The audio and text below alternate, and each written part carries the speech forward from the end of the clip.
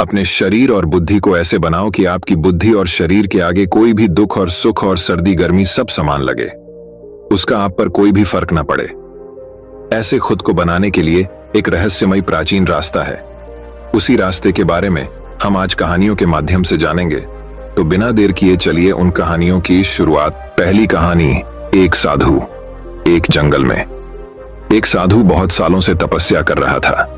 वह एक पेड़ के नीचे बैठकर अपनी तपस्या में मग्न था। उस जगह पर पानी की बाढ़ आ जाती है। सारे लोग इधर से उधर भाग रहे थे और यह साधु अपनी तपस्या में मग्न थे। इन्हें पता नहीं था कि पानी की बाढ़ आ चुकी है। जब एक आदमी वहां से भाग रहा था तो उसने इस साधु को देखा और इन्हें सावधान किया कि पानी की बाढ़ आ चुकी है। सारे लोग यहां से भाग रहे हैं, आप भी यहां से चलो। तो उस साधु ने कहा कि तुम जाओ, मुझे भगवान बचा लेगा। कुछ देर के बाद पानी साधु के गले तक आ गया। तभी वहां से कुछ लोग नाव में बैठकर भाग रहे थे। उन्होंने जब साधु को देखा तो उनसे कहा कि आप हमारे साथ नाव में बैठ जाओ, वरना आप डूब जाएंगे। लेकिन साधु ने फिर से वही कहा कि तुम जाओ, मुझे भगवान बचा लेगा। और वह लोग भी वहां से नाव लेकर चले गए। थोड़ी देर के बाद जब पानी बढ़ने लगा तो वह साधु एक पेड़ पर चढ़ गए। तभी वहां से एक हेलीकॉप्टर गुजर रहा था जो लोगों को बचा रहा था। जब उन्होंने इस साधु को देखा तो साधु की तरफ रस्सी फेंकी और उन्हें ऊपर आने को कहा। लेकिन साधु ने फिर से वही कहा कि तुम जाओ, मुझे भगवान बचा लेगा। और वह हेलीकॉप्टर वाले भी वहां से चले गए। धीरे धीरे पानी बढ़ने लगा और वह साधु पानी में डूबकर ही मर गया। जब वो मरने के बाद भगवान के पास पहुंचा तो उसने भगवान से कहा कि मैंने आपकी इतनी तपस्या की, इतना आपको रात दिन याद किया, आपने मुझे बचाया क्यों नहीं? तो भगवान ने कहा, अरे बेवकूफ, तुझे बचाने के लिए 3 बार मैंने ही तो उन तीनों इंसानों को भेजा था। एक बार पैदल, दूसरी बार नाव लेकर और तीसरे बार हेलीकॉप्टर लेकर। इस कहानी से हमें यह सीख मिलती है कि भगवान हमेशा किसी न किसी को जरिया बनाकर भेजते हैं हमारी मदद करने के लिए, लेकिन हम अपने घमंड में उन्हें पहचान नहीं पाते हैं और ऐसे मौके हाथ से गवा देते हैं। तो दोस्तों चलिए अब हमारे दूसरे कहानी की शुरुआत करते हैं। दूसरी कहानी, ये गांव में एक व्यापारी रहता था। उसकी एक खूबसूरत बेटी थी। एक बार उसे व्यापारी पर बहुत ज्यादा कर्ज हो गया था और जिस आदमी से उसे व्यापारी ने कर्ज लिया था वो उसी गांव का था और बहुत ही घटिया आदमी था। तो व्यापारी उस आदमी का कर्ज चुका नहीं पा रहा था। तो उस आदमी ने सारे गांव वालों को जमा किया और व्यापारी के घर पर जाकर व्यापारी से कहा कि अगर तुम मेरा कर्जा दे नहीं पा रहे हो तो अपनी बेटी की शादी मुझसे कर दो। यह सुनने के बाद भी वह व्यापारी चुप रहा क्योंकि वो मजबूर था और ये सारी बातें घर में बैठी उस व्यापारी की बेटी सुन रही थी। थोड़ी देर के बाद उस आदमी ने गांव वालों और व्यापारी से कहा कि ठीक है, मैं एक थैली में सफेद और एक काला पत्थर डालूंगा और इसकी बेटी को थैली में से कोई एक पत्थर निकालना पड़ेगा। अगर सफेद पत्थर निकला तो मैं कर्ज भी माफ कर दूंगा और इसकी बेटी से शादी भी नहीं करूंगा। लेकिन अगर काला पत्थर निकला तो कर्जा तो मैं माफ कर दूंगा, मगर इसको अपनी बेटी से मेरी शादी करवानी पड़ेगी। व्यापारी की लड़की इस बात के लिए राजी हो गई और सारे गांव वाली भी। उस आदमी ने थैली के अंदर सबके सामने 2 पत्थर डाले, लेकिन बड़े ही चालाकी से। उस आदमी ने दोनों ही पत्थर उस थैली में काले डाले थे और यह व्यापारी की बेटी को दिख गया था कि थैली के अंदर दोनों ही पत्थर काले थे। अब वह लड़की सोच में पड़ गई थी कि मैं जो भी पत्थर निकालूंगी वह काले ही पत्थर होंगे और अगर काला पत्थर निकला तो कर्जा माफ हो जाएगा, लेकिन मुझे उससे शादी करनी पड़ेगी। और अगर मैंने सारे गांव वालों को यह बता दी कि इस आदमी ने थैली में दोनों ही पत्थर काले डाले हैं तो कर्जा भी माफ नहीं होगा और यह आदमी आज नहीं तो कल मेरे बाबा से बदला जरूर लेगा। लड़की यह सोच ही रही थी कि लड़की को तभी थैली से पत्थर निकालने को कहा गया। लड़की ने थैली में हाथ डाला और एक पत्थर बाहर निकाला और बिना किसी को बताए उस पत्थर को जमीन पर गिरा दिया और जमीन पर गिरने के बाद वह पत्थर दूसरे पत्थरों में मिल गया। तभी लड़की ने सबसे कहा कि अब कैसे पता चलेगा कि मैंने जो पत्थर निकला था वह सफेद था या काला था? लड़की ने कहा, थैली में जो दूसरा पत्थर है उसे देखो। अगर थैली में सफेद पत्थर है तो मैंने काला पत्थर निकला था और अगर थैली में काला पत्थर है तो मैंने सफेद पत्थर निकला था और थैली में तो सिर्फ काले ही पत्थर थे। और सभी गांव वालों ने यह समझ लिया कि लड़की ने जो पत्थर निकला था वह सफेद था, इसलिए व्यापारी का कर्ज भी माफ हो गया और उसकी बेटी को उस आदमी से शादी भी नहीं करनी पड़ी। जिंदगी में इंसान कई बार मजबूर हो जाता है और उसके सामने जो हालत होती है उसे उसी के हिसाब से चलना पड़ता है। इस कहानी से हमें यह सीख मिलती है, जब भी आप मजबूर हो जाओ और मजबूरी में आपका कोई फायदा उठाना चाहता हो, दो इनोसेंट मत बनो, बल्कि अपने दिमाग का इस्तेमाल करो। जितने इनोसेंट बनने की कोशिश करोगे, लोग उतना ज्यादा आपको चीट करेंगे। अब इसका मतलब ये नहीं कि आप लोगों को गालियां देना ही शुरू कर दो, बल्कि इसका मतलब ये है कि आप समंदर की तरह बनो। मतलब ये है कि आप समंदर की तरह खामोश रहो, लेकिन उसकी गहराई की तरह अपने दिमाग में नॉलेज रखो। तो दोस्तों, चलिए अब हमारे तीसरी कहानी की शुरुआत करते हैं।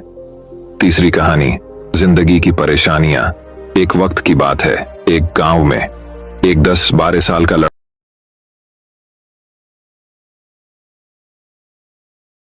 लड़का अपने माता पिता के साथ रहता था। कई सालों के बाद वह लड़का अपने दादाजी के गांव जाता है। वहां जाकर वह हर समय अपने दादाजी के साथ खेलता है। खेलते खेलते एक दिन उसने अपने दादाजी से कहा कि दादाजी, जब मैं बड़ा हो जाऊंगा तो मैं बहुत ज्यादा सक्सेसफुल बनकर दिखाऊंगा। क्या आप मुझे कामयाब बनने के लिए कुछ तरीके बता सकते हैं? हेलो। उसके दादाजी मुस्कुराते हुए उसकी तरफ देखते हैं और उसे कहते हैं हाँ, और वह उसे एक पौधों की दुकान पर ले जाते हैं। यहाँ पर छोटे छोटे पौधे मिलते थे। वहां से उसके दादाजी 2 छोटे पौधे खरीदने हैं और वापस घर आ जाते हैं। घर आने के बाद वह उनमें से एक पौधे को बड़े से गमले में लगा देते हैं और उस गमले को घर के अंदर रख देते हैं और दूसरे पौधे को वह घर के बाहर लगा देते हैं। फिर वह अपने पोते से पूछते हैं कि तुम्हें क्या लगता है, कौन सा पौधा फ्यूचर में अच्छे से बड़ा हो पाएगा? बच्चों ने थोड़ा सा सोचा और अपने दादाजी से कहा कि हमने घर के अंदर जो पौधा लगाया है वह अच्छे से बड़ा हो पाएगा, क्योंकि वह घर के अंदर हर प्रॉब्लम से बचा रहेगा, और जो पौधा हमने बाहर लगाया है उसे बहुत सी चीजों का खतरा है, जैसे कि सूरज की तेज करने, आंधी, तूफान, तेज बारिश और जानवरों से भी उस पौधे को खतरा है। उसके दादाजी ने मुस्कुराया और उससे कहा कि फ्यूचर में देखते हैं इन दोनों पौधों के साथ क्या होता है। फिर बाद वह लड़का फिर से अपने दादाजी के घर जाता है। 4 दादाजी को देखने के बाद वह फिर से उनसे पूछता है कि दादाजी, लास्ट टाइम मैंने पूछा था कि जिंदगी में सक्सेसफुल कैसे होते हैं, लेकिन आपने मुझे कुछ नहीं बताया था, लेकिन अब आपको मुझे बताना ही पड़ेगा।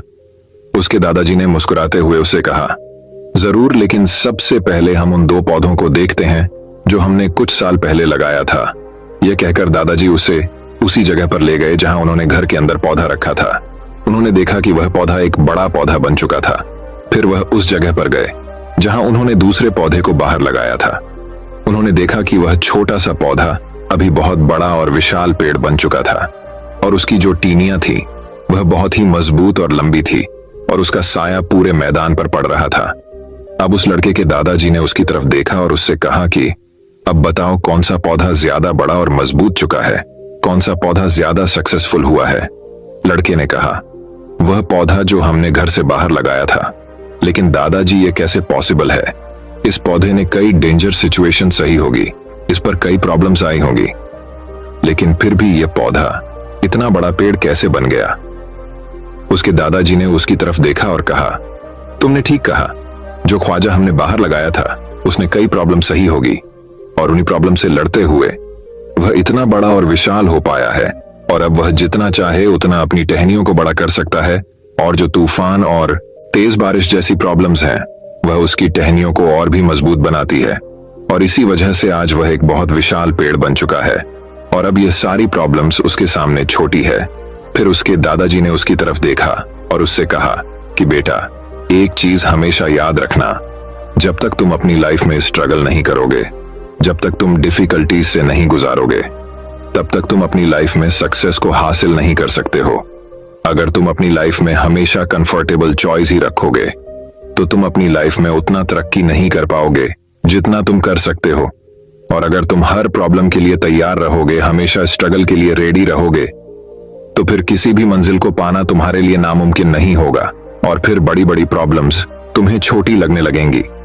यह सुनने के बाद उसे लड़के ने एक गहरी सांस ली और फिर उसे विशाल और बड़े पेड़ की तरफ वह देखने लगा।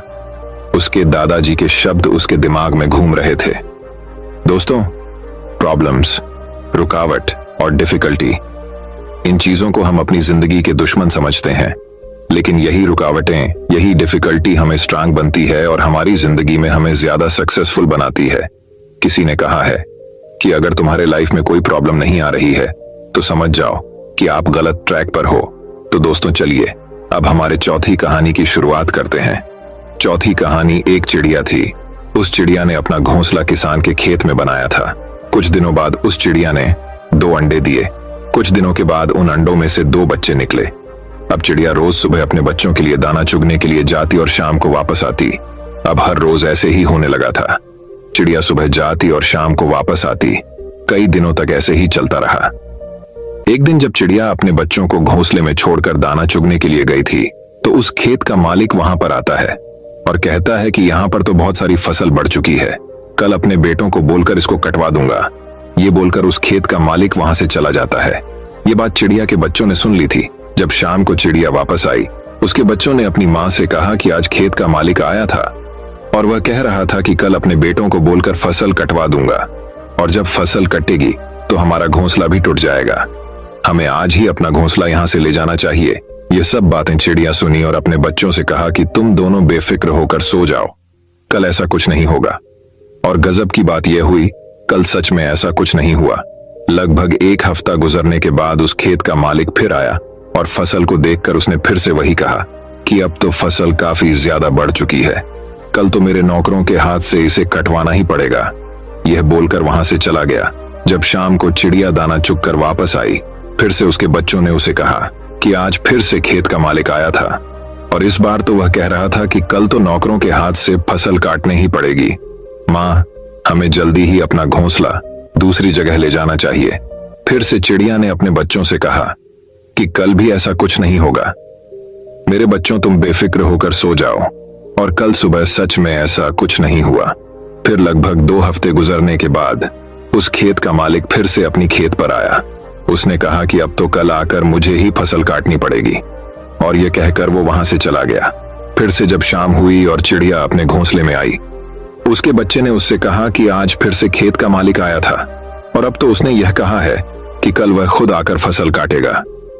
बस यह सुनने के बाद चिड़िया तुरंत अपने बच्चों समेत अपना घोंसला उठाकर बाजू के खेत में लेकर चली गई। जब दूसरा दिन निकला और सुबह हुई तो चिड़िया के बच्चों ने देखा कि वह किसान अपने खेत की फसल काट रहा था। यह देखने के बाद में बच्चों ने अपनी माँ से पूछा कि वो आपको कैसे पता था कि वह खेत का मालिक आज पक्का फसल कटेगा, हालांकि इससे पहले भी वह 2 बार यही कह कर गया था। चिड़िया ने अपने बच्चों की तरफ देखा और कहा, बच्चों, मेरी बात को ध्यान से सुनना। ये जो इंसान है ना, जब तक अपने काम को 2 बार टालता नहीं है तब तक उस काम को हाथ तक नहीं लगाता, फिर चाहे वह कितना भी छोटा काम हो। क्या चिड़िया ने अपने बच्चों से सही कहा? हाँ, बिल्कुल सही कहा। मैं आपको आपकी सबसे बड़ी प्रॉब्लम बताऊं। आपकी सबसे बड़ी प्रॉब्लम क्या है, क्या आपको पता है? तो मेरी बात को ध्यान से सुनना। आपकी सबसे बड़ी प्रॉब्लम यह है कि आपको लगता है कि आपके पास टाइम है। आप ऐसा सोचते हैं कि आपके पास बहुत वक्त है, जबकि इसका उल्टा है। आपके पास टाइम नहीं है, बल्कि आपको देर हो चुकी है। आपने बहुत टाइम कर दिया है, लोग कहां से कहां पहुंच गए हैं, और आप अभी भी वहीं बैठकर यही सोच रहे हैं कि आपके पास बहुत टाइम है। इन सब की एक ही प्रॉब्लम है, और वह है काम को कल पर टालना। और आज के दौर में हमारी यह आदत बन चुकी है। चाहे वह कितना ही छोटा काम क्यों ना हो, जब तक हम उसे कल पर नहीं टालते हैं तब तक हमें सुकून की नींद नहीं आती। अब काम को कल पर टालते रहते हैं, यह कहकर कि आज मूड नहीं है, इस काम को कल देखेंगे, कल करेंगे, और वह कल कभी आता ही नहीं है। और हम उस काम को भूल जाते हैं अपने दूसरे कामों में। हम अपने दूसरे कामों में बिजी हो जाते हैं।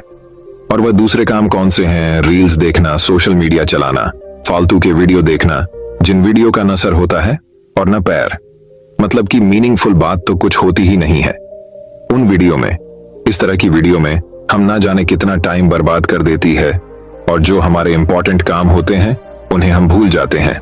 और फिर जब हमें याद आता है आज ही हमें उस काम को करना पड़ेगा, उसके बिना हमारा दूसरा काम नहीं होगा, तब हम उस काम को करते हैं। मतलब यह है कि जब तक हमारे सर पर प्रेशर नहीं आता है तब तक हम उस काम को टालते रहते हैं। काम को टालना ऐसा ही है जैसे क्रेडिट। जब हम कोई चीज क्रेडिट पर लेते हैं तो हम उस चीज का फायदा तो उठा लेते हैं, लेकिन एक दिन के बाद, 2 दिन के बाद, हफ्ते के बाद या महीने के बाद हमें उसका बिल पे करना पड़ता है। तो दोस्तों चलिए अब हमारे 5वीं कहानी की शुरुआत करते हैं। 5वीं कहानी लोग क्या कहेंगे। एक बार की बात है, एक बाप और बेटा अपने गधे के साथ अपने गांव की तरफ जा रहे थे। बाप ने अपने बेटे को गधे पर बिठाया हुआ था और खुद गधे के साथ पैदल चल रहा था। थोड़ी देर के बाद जब वह दोनों किसी गांव से गुजर रहे थे तो कुछ लोगों ने उन्हें देखा और उन्हें देखकर कहा कि कैसा बेटा है जो खुद गधे के ऊपर बैठा हुआ है और अपने बुजुर्ग आप को पैदल चल रहा है। लोगों की यह बातें सुनने के बाद बेटा गधे से नीचे उतर गया और उसने अपने बाप को गधे के ऊपर बिठा दिया और फिर से दोनों अपने गांव की तरफ चलने लगे। थोड़ी देर के बाद फिर से जब वह दूसरे गांव से गुजर रहे थे तो उसे गांव के लोगों ने भी उन्हें देखा और कहा कि कैसा बाप है जो खुद गधे के ऊपर बैठा हुआ है और अपने मासूम से बेटे को पैदल चल रहा है। लोगों की यह बात सुनने के बाद आप भी गधे से नीचे उतर गया और अब गधे पर ना ही बाप बैठा हुआ था और ना ही बेटा, और वह दोनों बाप बेटे पैदल चल रहे थे। अब वह दोनों भी चलते चलते जंगल के रास्ते में पहुंच जाते हैं।